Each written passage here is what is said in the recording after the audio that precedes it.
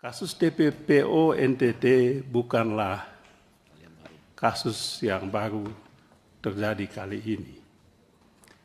NTT dikenal sebagai provinsi yang menjadi surga untuk TPPO ini. Sekian ratus yang meninggal dunia. Dan kalau saya ingat Rudy Soik, saya ingat TPPO ini. Itulah sebabnya saya membantu penuh saudara Rudy Soik ini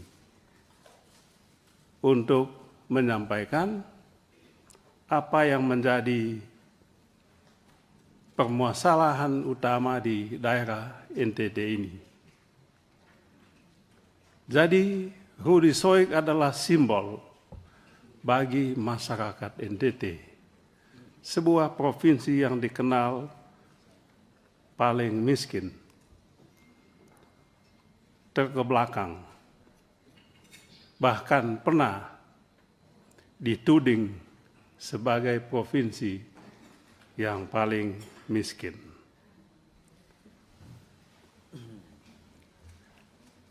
Oleh sebab itu, kalau saudara Rudy Soik pada saat ini diperlakukan dalam tanda kutip tidak manusiawi, maka tidak aneh kalau segenap tokoh di NTT angkat bicara soal ini. Apa betul saudara Rudy Soik melakukan hal-hal yang dituduhkan kepadanya?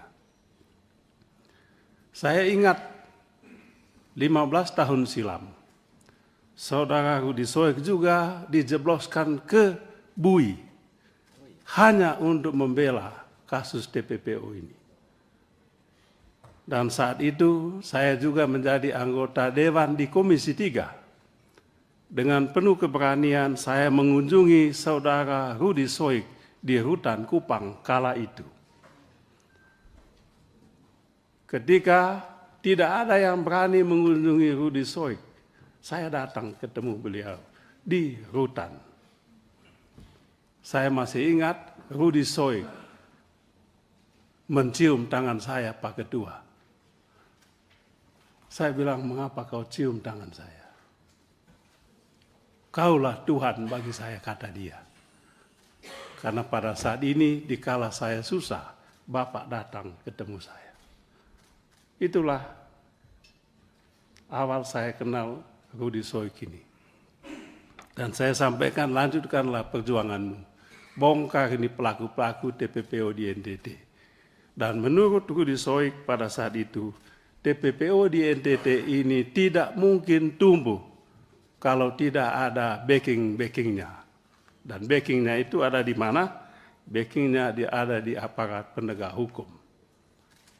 Itu katanya Rudy Soik pada saat ini. Ketiga, masalah pemecatan terhadap saudara Rudy Soik hanya karena ada kesalahan dalam penanganan kasus BBM yang diduga melibatkan pengusaha hitam setempat dan ditengarai bekerja sama dengan pejabat di lingkungan Polda yang kemudian dia dihadapkan pada sidang kode etik. Saya sampai saat ini tidak masuk di akal. Belum masuk di akal saya, Pak Kapolda. Saking tidak masuk akalnya saya menduga-duga ada apa sebetulnya ini. Ada apa sebetulnya ini? Kok kalaupun ada kesalahan yang dilakukan saudara Rudy Soik di situ, apakah setimpal hukuman yang dijatuhkan kepadanya? Oleh sebab itu Pak Kapolda, saya melacak-lacak ini.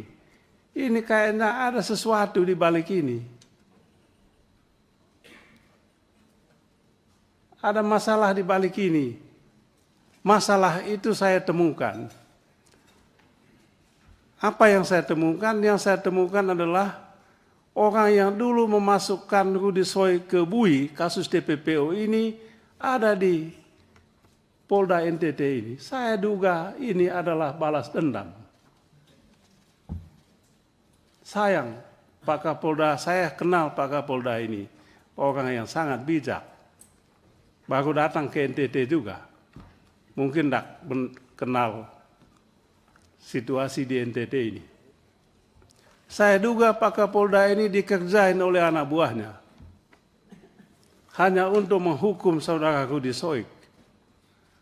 Mengapa? Tidak masuk akal ini Pak Kapolda. Pemaparan soal kasus BBM ini. Kok sampai dia dipecat begitu? Yang benar aja lah. Masa nggak ada lagi yang lebih bijak lagi. Oleh sebab itu, pimpinan, saya sebetulnya sangat sayang pimpinan tertinggi institusi Polda di provinsi sampai dipanggil ke pusat begini, hanya untuk mempertanggungjawabkan sebuah kekeliruan yang saya lihat tidak masuk di akal. Kecuali kalau Pak Kapolda mau membela anak buah, Bapak punya anak buah. Sayang Pak Kapolda ini diadili di sini, dipermalukan di sini. Apa tidak ada lagi cara lain yang lebih bijak untuk menangani masalah ini selain soal TPPO tadi? Jangan lupa sekali lagi saya ingin sampaikan, Rudy adalah representasi,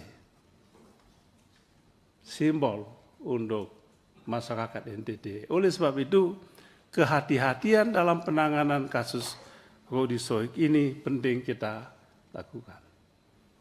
Tentu saya tidak ingin mengintervensi soal hukuman yang diberikan kepada yang bersangkutan, tetapi adalah kewajiban kami untuk meminta pertanggungjawaban.